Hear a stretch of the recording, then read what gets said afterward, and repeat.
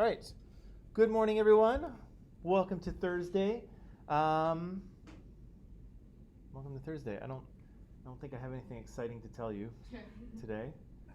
We were just talking about weekend plans here, but yeah, I have nothing that interesting has happened in the last 24 hours. Yeah. Has it? No? Man. Sort of. Boring Thursday, hey? Okay, well, let's see if we can spice it up with some social justice here. So, Zartaj is here, good morning, and Jesse is here, good morning, Jesse. Kayla is here, hello, Kayla. Crazio's here, good morning, Crazio, and Harry's here. Good morning, Harry. Good evening, Harry. Okay, let's pick up where we left off. So, yesterday we had just introduced oppression and power, right? So, I started off by kind of showing you this map of North Shore High School as we saw it in Mean Girls, and introducing this idea of binary opposites, because it's important. Binary opposites are kind of important for understanding stereotypes and prejudices, because often society likes to put things in two categories, two opposing categories, okay? And I don't know why this is. I don't know if societies are just lazy or if humans are just lazy. I don't know if there's just something about the way human brains are wired that we just like to do this. But we quite often think of things in oppositional ideas, right? Up, down, hot, cold, right, left, black, white, whatever, right? Smart, dumb, whatever you want to do. We usually try to create two categories and put everything into them. And as a bit of a spoiler alert here, that almost doesn't work for anything, right? Because no thing can really be put in one or two opposing categories. There's people that are kind of in the middle, right? People who don't perfectly fit in one box or another, and things that don't fit perfectly in one box or another, right? So, again, I don't know why humans are sort of motivated to do this, but often we do, right? We create these binary oppositions. Often we kind of use these to define our social groups, right? So a couple of the examples I gave you yesterday is that I'm a man, right? And there are certain things that it means to be a man in my society, but some of those things are that I'm also not a woman, right? One of the things a man is not a woman. And I'm not saying there's anything wrong with women, of course, but there are things that are womanly, and men are kind of not supposed to be that, right? And so you kind of define yourself by what you are, but also by what you're not, right? And I think Canadians do this a lot too in terms of our national identity. We define ourselves as Canadians, whatever that means, but we also define ourselves as not Americans, right? We're not those guys, you know, all of those maybe negative ideas you have about the US, that's not us, that's them, we're different, right? And so Canada kind of defines themselves by not only what we are, but what we're not, right? We're not American.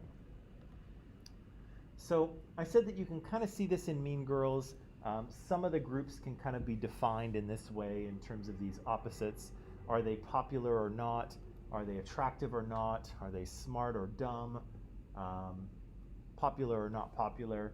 We could kind of very easily fit these groups into those categories. And again, part of the reason is that the groups themselves are kind of stereotypes in themselves, right? But we'll leave that for a second.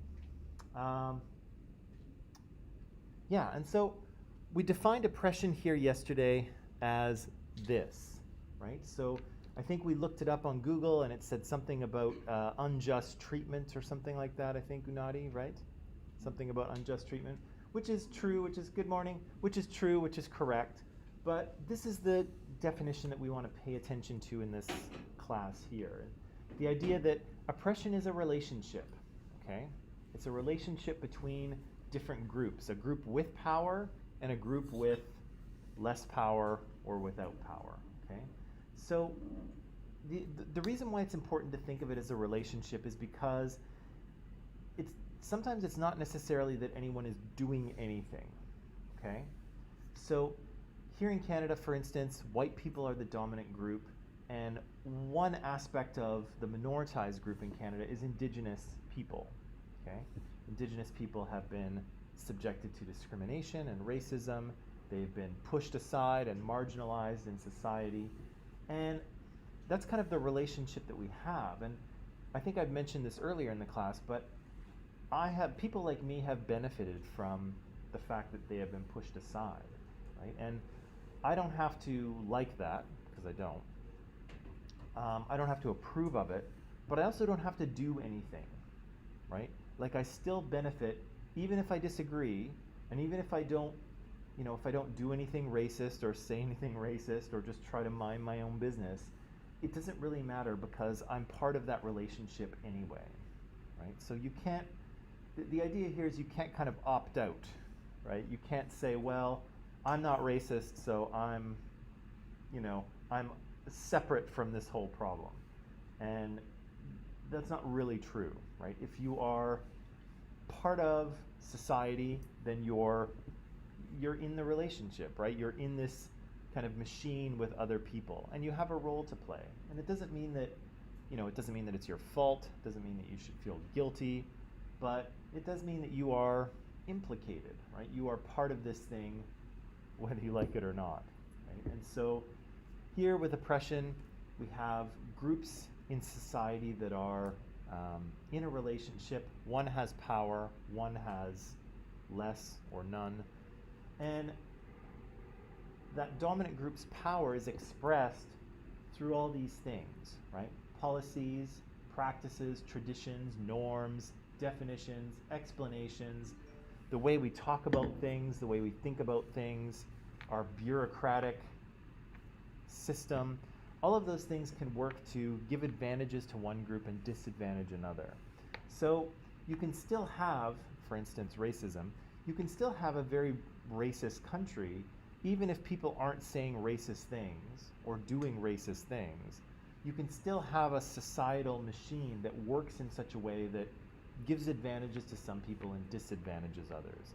And this is kind of a tricky concept to kind of wrap your head around. And a lot of adults who maybe should know better, good morning, a lot of adults struggle with this idea, right? Struggle with the idea that, you can be part of this system and you don't have to do anything, right? You don't have to do anything good, you don't have to do anything bad, but you're in society and you're part of this relationship, right? So I showed you this yesterday. I think this was the last thing I showed you, if I remember.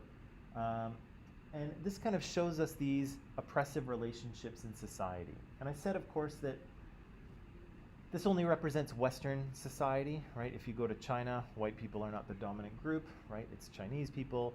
And so, every kind of country you go to, the picture may look a little bit different, right? Depending on where you are. But here in the West, this is kind of how it works. We see the dominant group along the side there, white people who own, large amounts of property and investments and things like that. Men, heterosexuals, Christians, people who are able-bodied, right? People without disabilities or significant disabilities. People who are citizens, or at least who are perceived to be citizens, right? And we have this colonial thing too, this white settler versus indigenous thing as well, right? So so colonialism and racism can kind of overlap sometimes with indigenous people. But these are kind of the things we're looking at, and we'll get a chance to look at most of these in some sort of depth. Okay, so we'll get a chance to look at all these different types of oppression as we go forward. Okay, but again, it's better to think of it as a relationship or just a way that society operates. So again, if you imagine society to be like a big machine, and we're all kind of caught in that machine, the machine kind of works in a particular way, right? And again, it works in a way that advantages some people and disadvantages others. And it works that way because the people on the right, the dominant group, they're the ones who designed that machine, right? They built that machine, and of course it works very well for them, right? But sometimes it doesn't work quite so well for others. Make sense so far? Yay? Nay, I'm barely awake. Mike, you're so boring.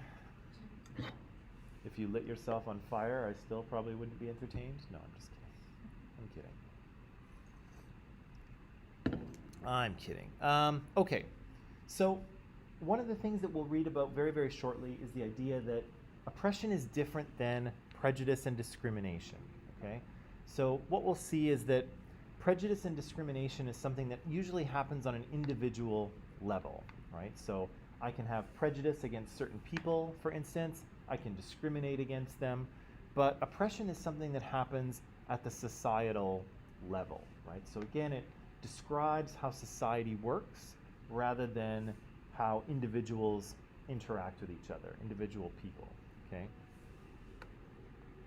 So again, to get a handle on this, what I'd like to do is I'd like to read this article, and I put it into Microsoft Teams for you under Files and under Readings, I think is the folder.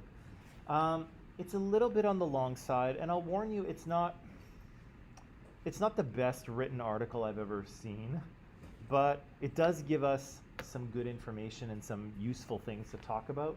So I'm going to kind of overlook the fact that it's not perfectly written and just, you know, we'll tough it out. We'll go with it. So I have that article posted, and I have these questions for you as well. And I'll pop those into Microsoft Teams just so if you want to sort of copy and paste them, that they'll be kind of easier for you to deal with. Yeah, and I'll give you some time. I'll let you read, and then we'll answer the questions and kind of talk about what we've read, okay? Because the stuff in here is important to know as we go forward, because we'll use these ideas of prejudice and discrimination and things, you know, throughout all of the rest of the units. Okay, so, oops. Okay, so I just posted the questions in Teams there just so you can have them. I'm going to give you some time to read. I'll put some time on the clock here. I'm going to put 13 minutes. I don't know why. It just seems like a nice number. There. Everybody okay? Pretty good? Okay.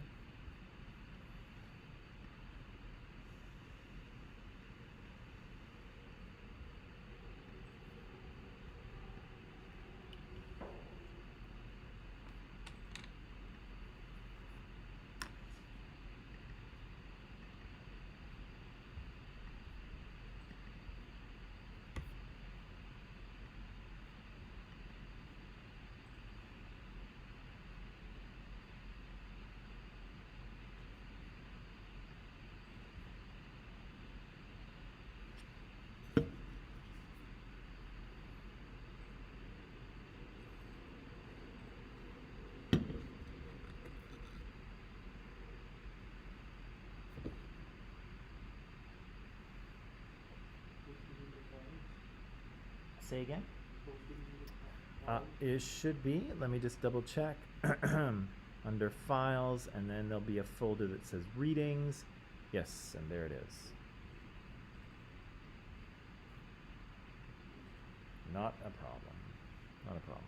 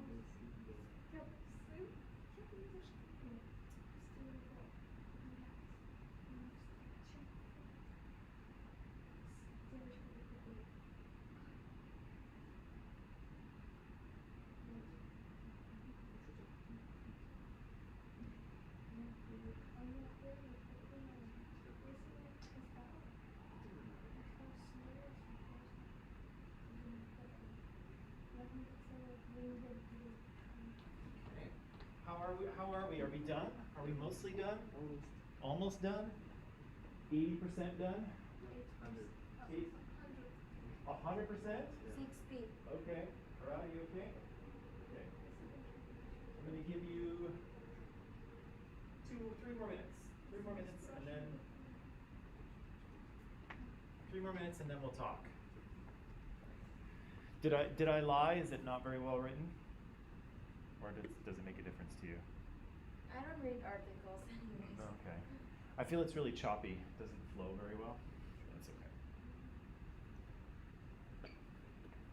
April 2005? This is an old article. Yes it is, but that's okay because prejudice and discrimination are still the same I thing as wasn't they were. even born yet. Oh my god.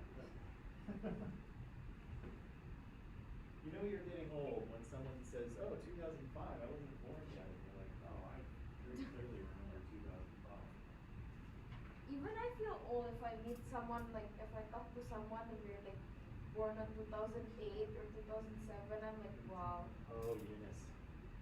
I am old. Wait till you get to be like 40 or 45, then you'll feel really old. Yeah, I like to tease my mom. What's that? I like to tease my mom. She's like in her 40s. I like to like joke around with her because she keeps on forgetting things. Yeah? She's not even that old, but like she keeps on forgetting this and that, and like she repeats this and that. And stuff. Well, sometimes Typical mom, I guess. sometimes you got a lot on your mind when you're 40, you know? Yeah, she's busy. I forget if I asked Eunice, but does she work? Does she, Oh yeah. What's She's what's she do? she works at like the family business. Okay. Which your dad does too? My dad used to work in the family business too, but he's already. Yeah. It's so awkward to say it, but like Okay. I'm finding it. Okay. All right, one more minute. One more minute.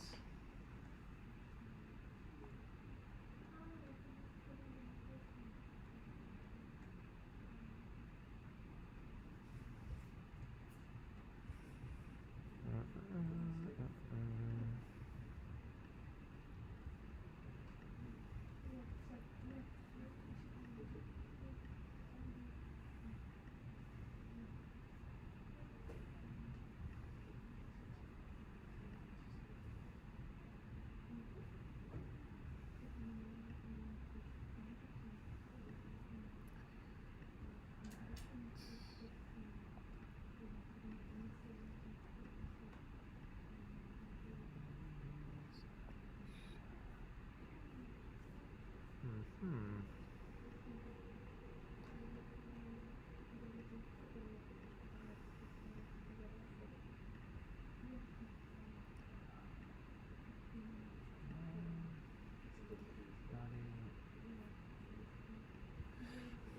All right, good people.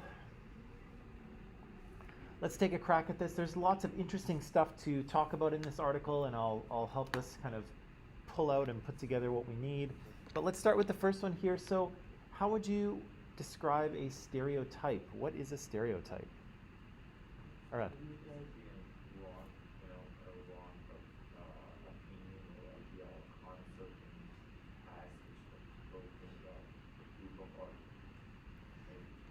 Okay, so it's kind of a wrong idea that you have about a group of other people? Yeah. Okay. Which is based on the past. Which is based on?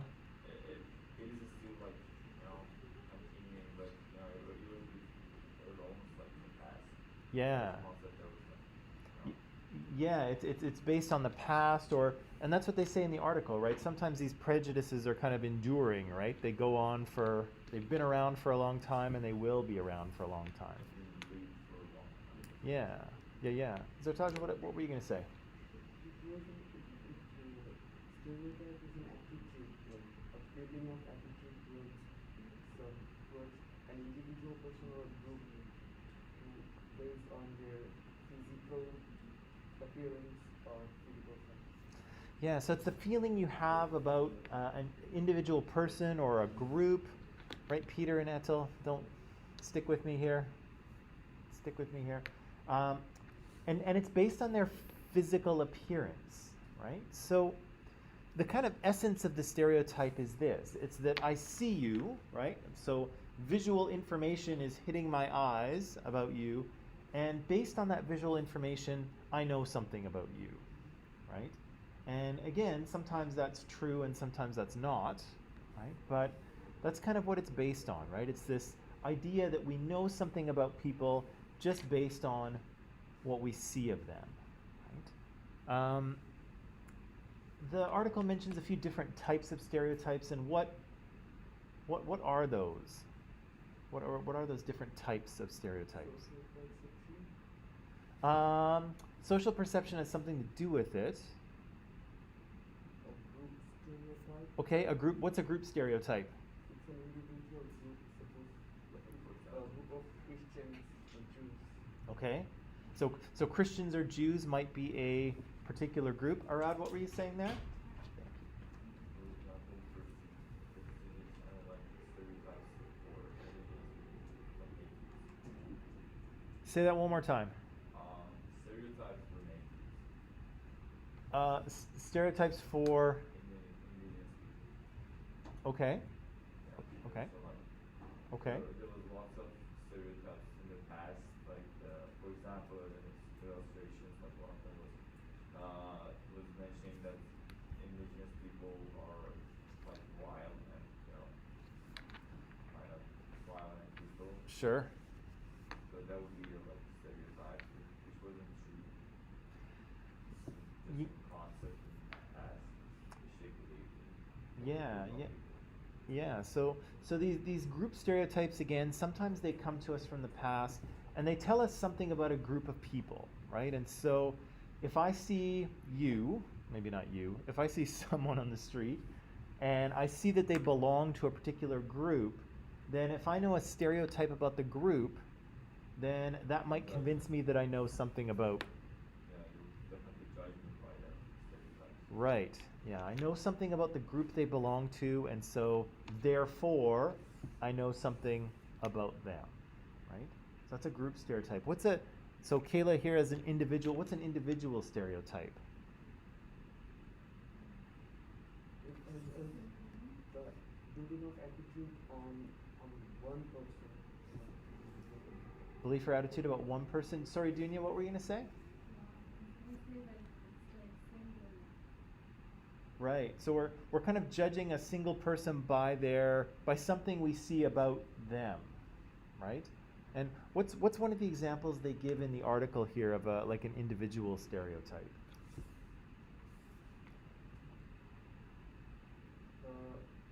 The reactions of people based on people's name.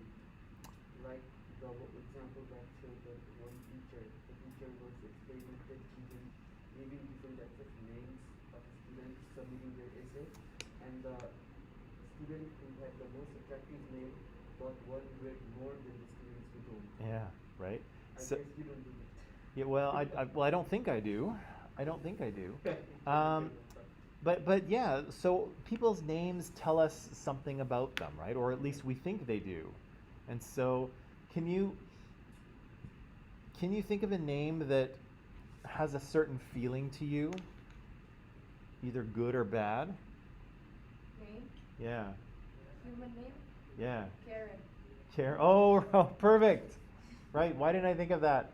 Yes, right. So in the past, year or maybe year and a half, the name I feel bad for Karens actually, just people who are named Karen because Yeah. most of them are probably nice people, right?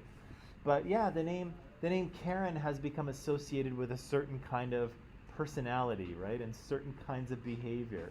And now, when you find out somebody's name is Karen, you're like, oh boy, here we go, right? But why this particular name? What's that? Why this particular name? I think I think what they were doing is that they had this stereotype of a woman, interestingly, a woman who was very difficult and very kind of entitled and very yeah, like difficult to deal with. And usually these women, the stereotype of the woman is a white woman, and so I think they were looking for like a typical white woman name, and somehow people seem to gravitate toward Karen, and so this name is, and no little girls will ever be named Karen again now, Yeah. unfortunately. I think that when you check like what baby names are for the year, I think Karen is gone. Like, Least popular. yeah, nobody's using it anymore, which is sad. But again, that would be a perfect example, right? Is that people now have this kind of negative association with that name, and now when you see it, you'd almost have to stop yourself and say, okay, this is just a person named Karen. I'm sure she's not like the stereotype, right? But that's a good example of an individual stereotype. Now, what's prejudice?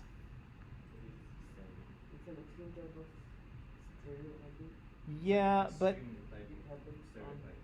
human, like it happens on human behavior and different activities of humans. yeah, and this is tricky, and this is one of the things I want to straighten out, because this article puts, it's an extreme stereotype in nice bold lettering. And to me, that doesn't mean anything at all, right? And so don't say that it's extreme stereotype. That doesn't help us.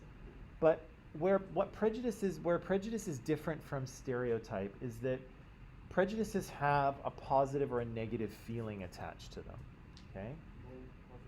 Yeah, like you have a positive or negative judgment, right? So let's say the stereotype is that all Canadians say A at the end of every sentence. Really?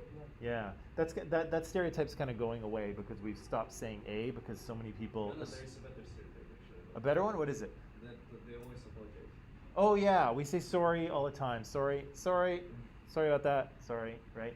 Okay, so there's a stereotype that Canadians apologize for everything, even if it's not their fault, even if nothing bad happened, even if the thing is an inanimate object and you trip over the table and you say, "Oh, sorry," and you're like, "Oh, it's a table." So there's this stereotype that Canadians apologize all the time, right? Now, you might kind of laugh at that and think that's ridiculous, but do you really have a strong positive or negative feeling about it? No, it's just kind of it's just kind of an idea, right? And sometimes us Canadians sort of, sometimes we support that stereotype and sometimes we don't, but you don't have a strong negative or positive feeling about it, right? With prejudice, you do have a feeling about it, okay? So people either have a positive prejudice, they like this particular thing or person, or a negative prejudice in that they don't, right? So stereotypes, think of stereotypes as, again, I see you or I see someone, and based on what I see, I think I know something about you, right? And again, I might be right, but I also might be wrong. Prejudice is where you have a feeling attached to it, right? A positive or a negative feeling, okay? Now, there's more to this, but let's take a quick break, and when we come back, I'll give you an example of prejudice and stereotype and discrimination, and then we'll go on and talk about Jane Elliott's class, okay? So take a quick break, and then we'll come back.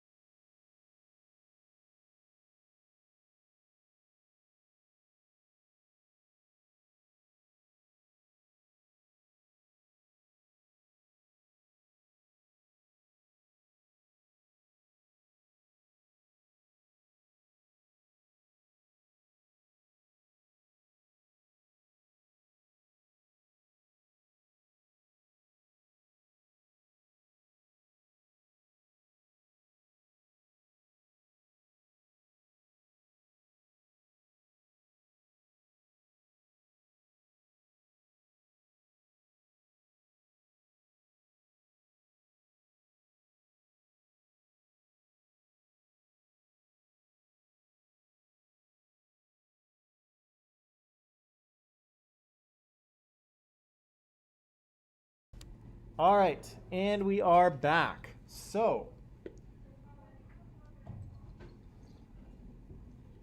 we're talking about stereotypes and prejudice, and we're talking about discrimination. And I didn't put a question on discrimination here, and I really should have, but it's okay. I'm going to explain to you how these things work, okay?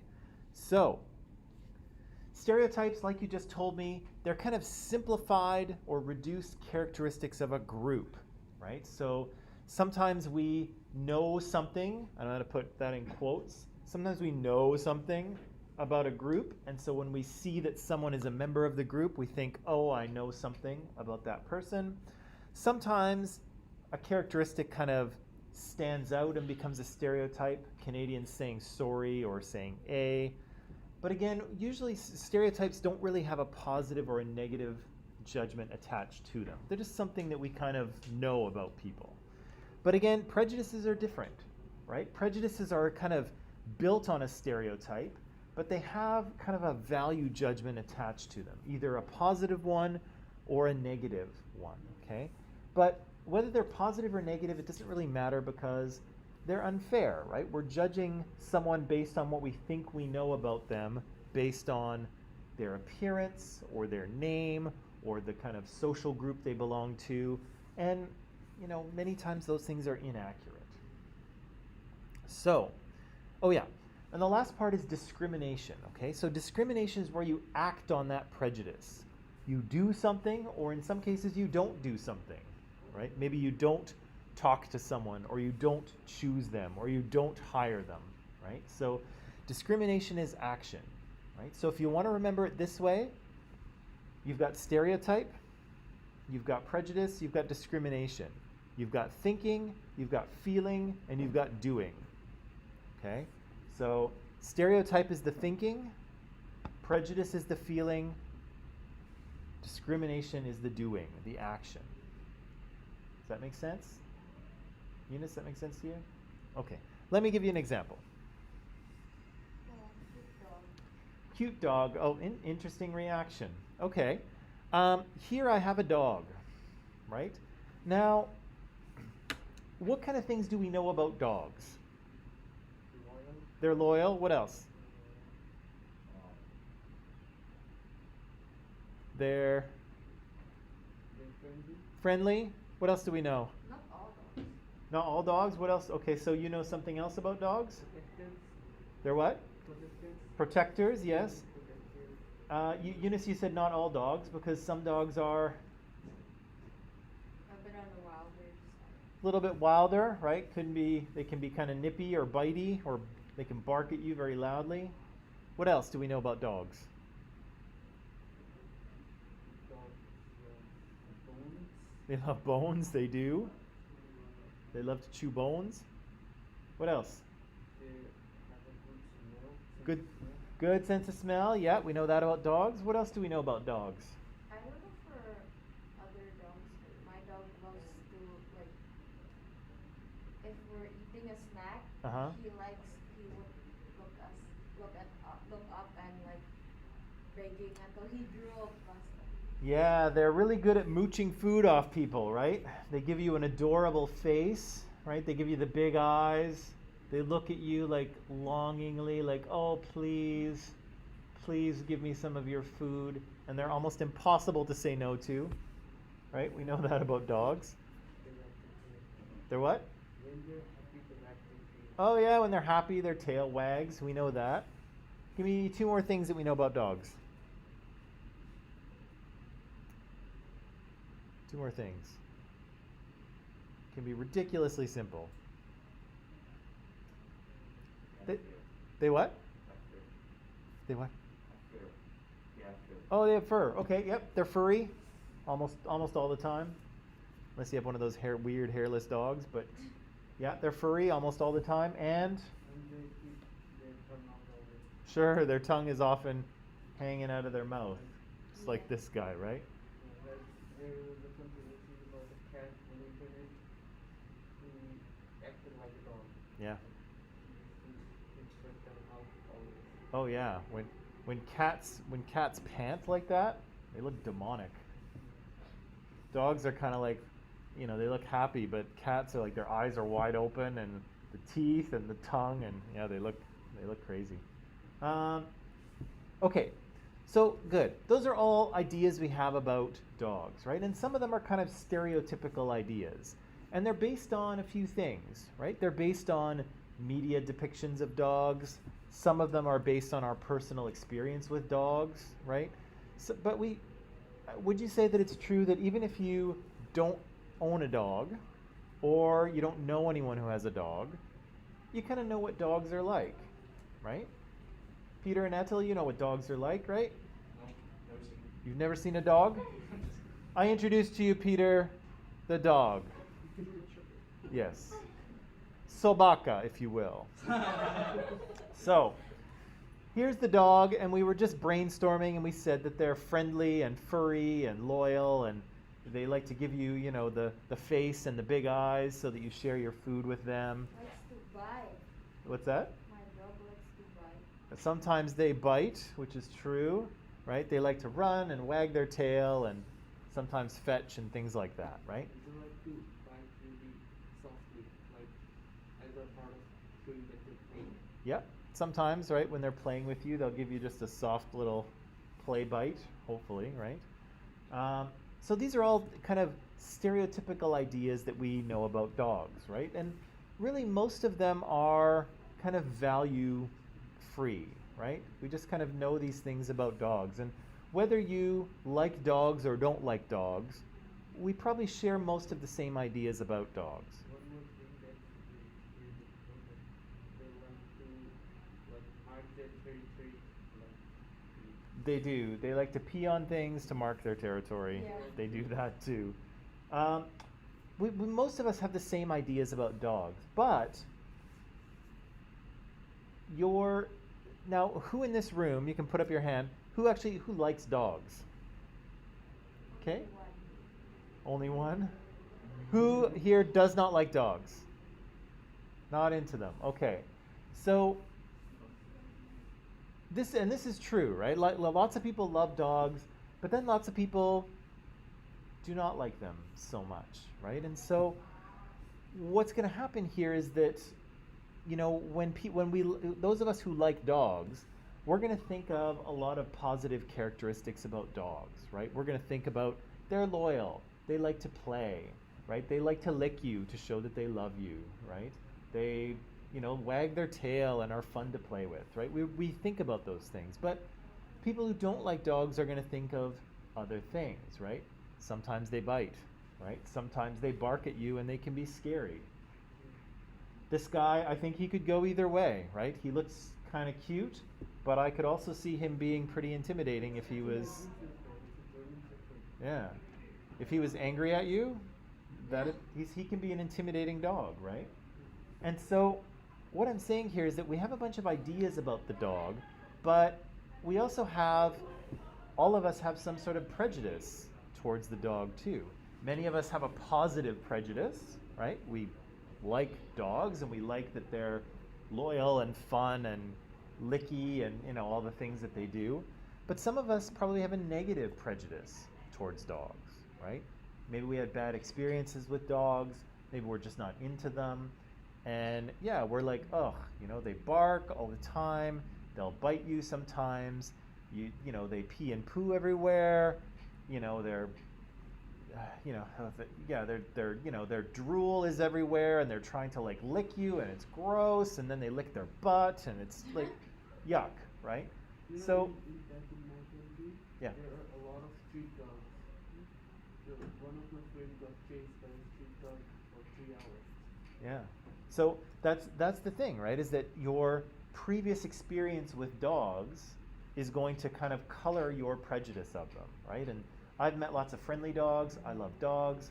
But again, if your experience is, with street dogs that are kind of wild and maybe not friendly and, might scare you a little bit sometimes, you might have a negative prejudice, right? Here's where the discrimination comes in. So let's say I have a positive prejudice toward dogs, okay? I like dogs. I think they're fun and loyal and happy and like to play and, they lick you and that's all great. And so my friend who has this dog. I'm making this up, he doesn't. But my friend had this dog and said, hey man, I'm gonna come over and hang out on Saturday. Is that cool? And I might say, yes, that's totally cool. And make sure you bring your dog.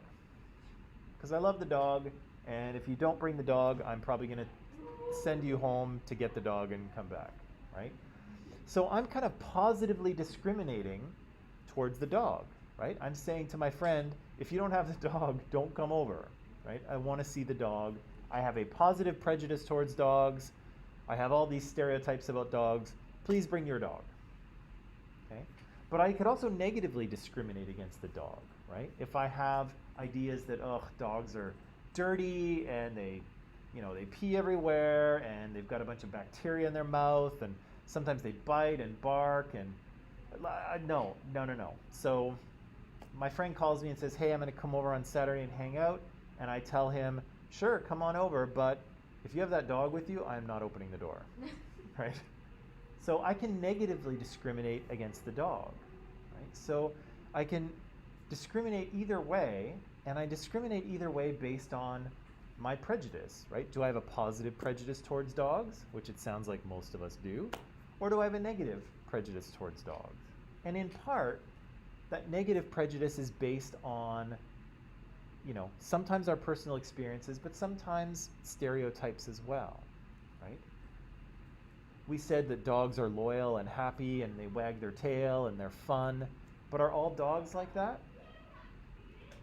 Are all dogs happy and fun? And no, right? Some of them are the spawn of Satan, right? Mostly little barky ones, right? Some of them are awful, right? But most of us also know that some dogs are awful, right? But does that mean all dogs are awful? No, right? Only some. So again, the sort of stereotypes that we have toward dogs and our personal experiences create a bit of a prejudicial feeling, right? Positive or negative. And based on that prejudice, we may positively discriminate toward the dog, like, yes, bring the dog by all means, or we might negatively discriminate. We might say, no, do not bring that dog. You're not coming over to my house if you have that dog. Does that make sense? Does it help a little bit? Okay. Yeah.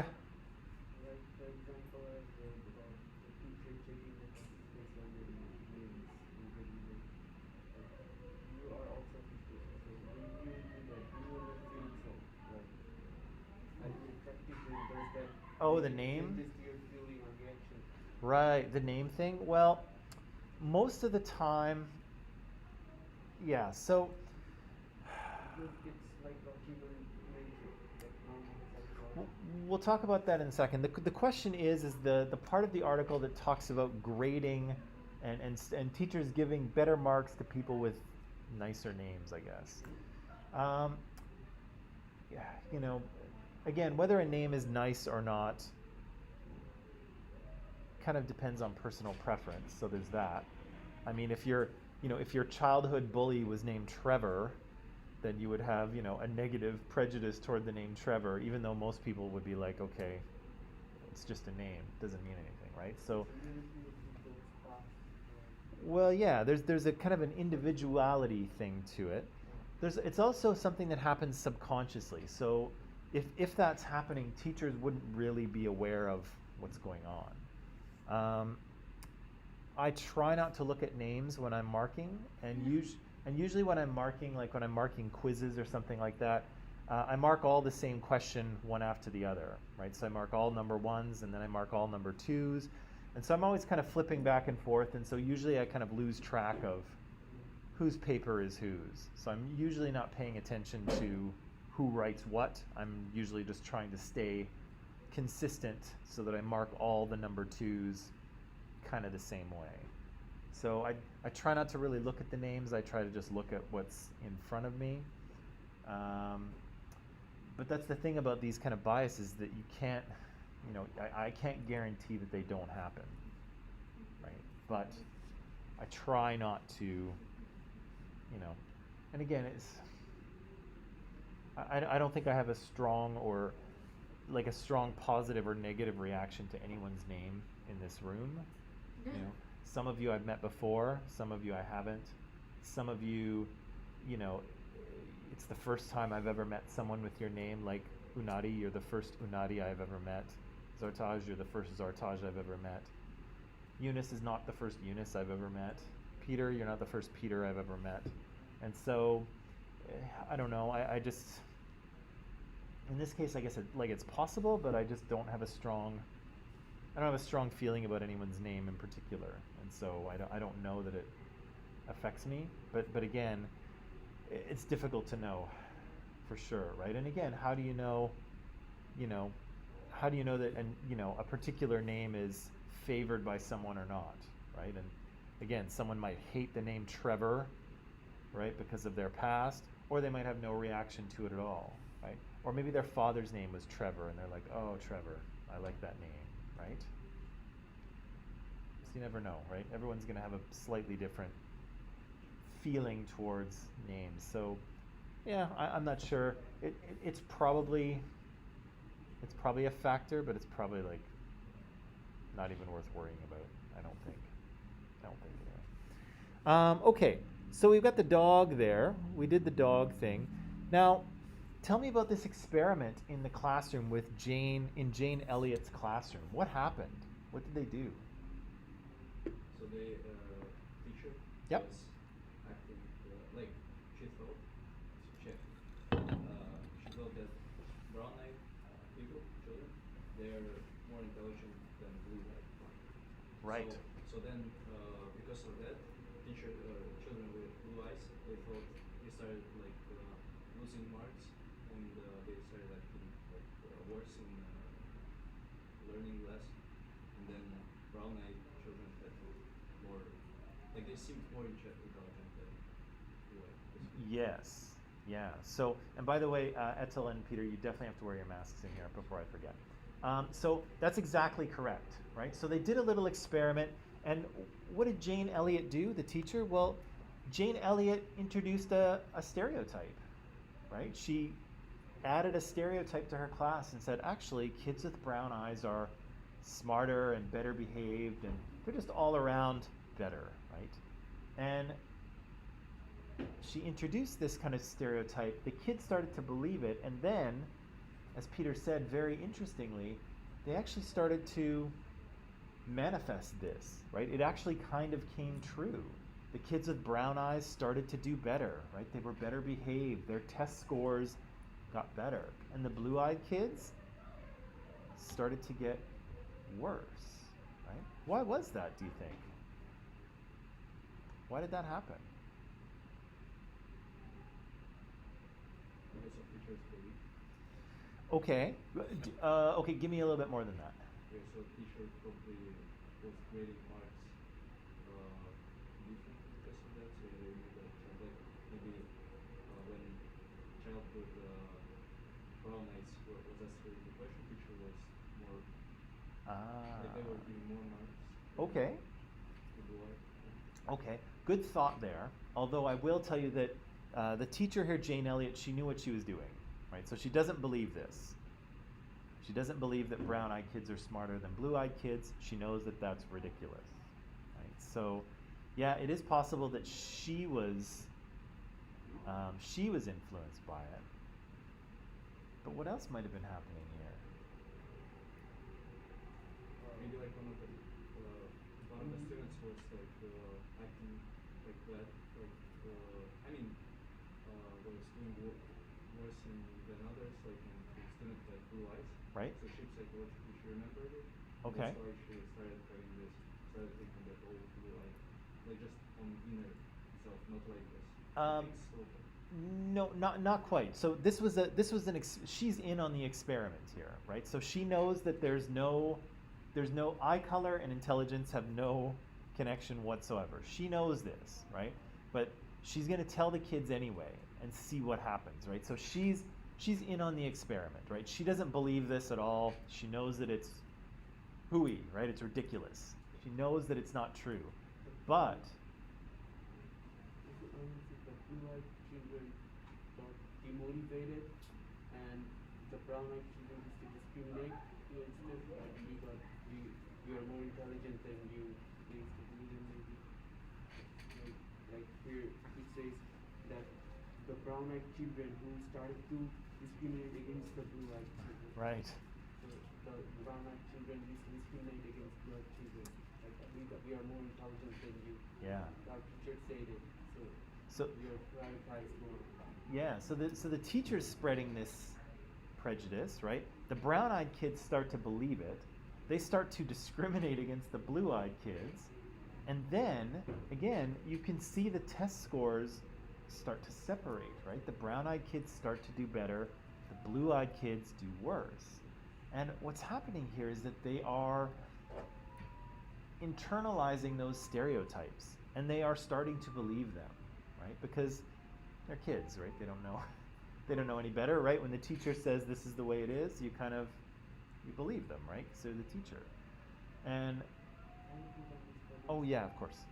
So these stereotypes kind of get internalized, and then people start to kind of act them out, right?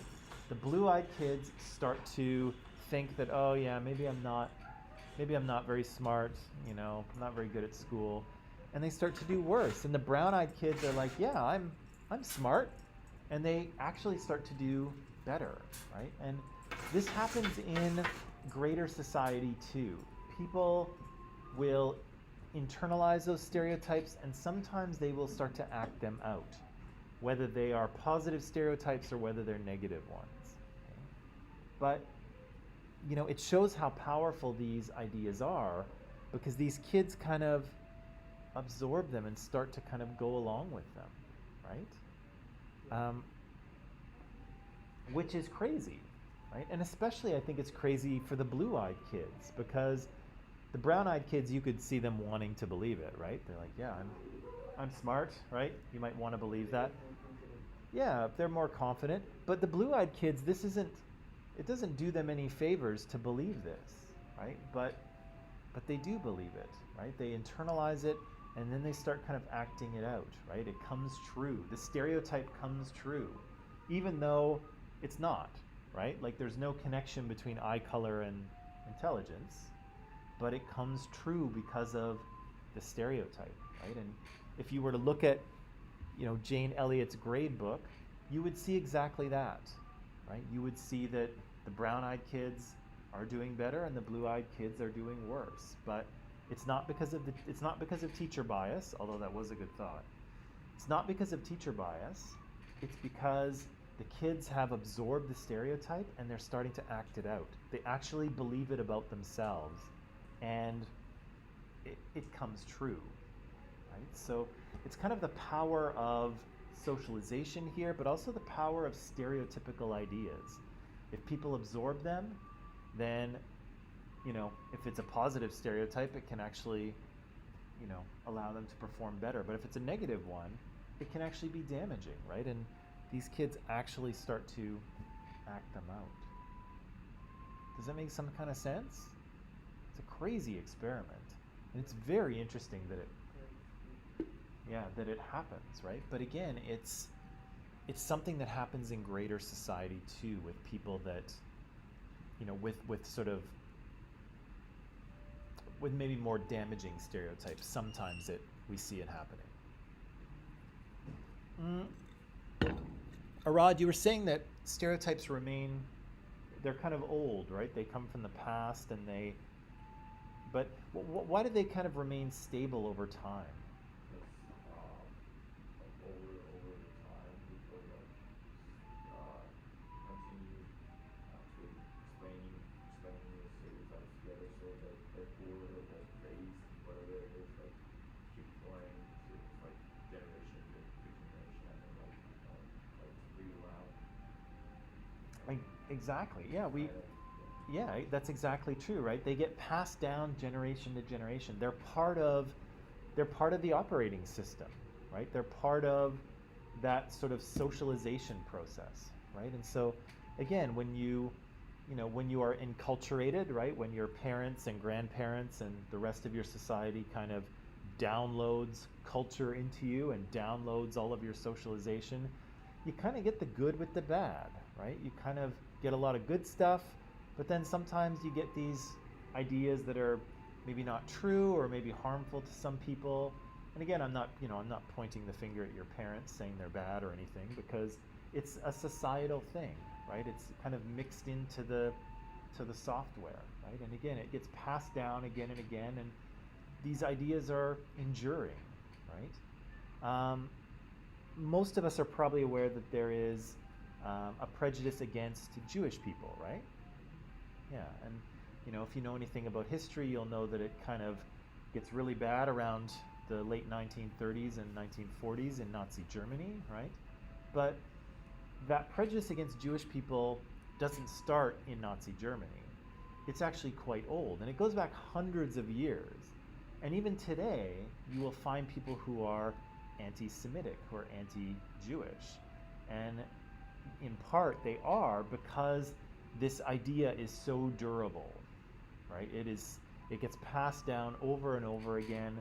And, the original reason for the stereotype is so far back in history that nobody even remembers what it's about anymore, right? There's one of the stereotypes about Jewish people is that they kind of love money, right? They're very rich, or they're very interested in money. There's lots of money around Jewish people, right? That's a stereotype that you hear. And in part where that comes from is if you go back to basically Renaissance or medieval Europe, the Catholic Church in Europe, it's very powerful, passes a rule saying that Christians Christians cannot lend money to people and make a profit, right? So you're not allowed to make a loan if you have a lot of money. You're not allowed to loan out your money and get interest for it, okay? And so as a result, what happens is that Christians stop loaning money because they're not allowed to do it without making a profit, and if they don't make a profit, they don't want to do it. And so what happens is that Jewish people step in and sort of, they start to control the money lending business because they're not Christians, so they're allowed to lend money. The Christians aren't allowed to really do it anymore. And so, at the time, the Jewish people are kind of outsiders in Europe, right? They're seen as different. They're sort of working in this money lending industry because Christians aren't allowed to. They're able to kind of enrich themselves a little bit. Some Europeans are jealous of Jewish people making money like this. But the kind of seed of that, Jews love money or whatever it is, stereotype, it comes from that time in history. And that's hundreds of years ago, right? And it has nothing to do with anything today. But again, that stereotype is still something that we're aware of, even though most of us don't know why we know it. Most of us don't know where it comes from, although maybe you did, but in part you know now.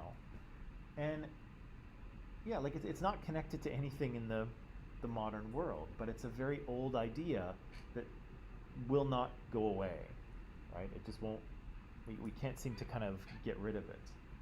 But yeah, they're very durable because, again, they're part of our operating system, right? And when we get it downloaded, we kind of absorb these things and we don't really know where they come from, right? I know the stereotype about Jewish people and money. Why do I know it? No idea. Did someone teach me about it?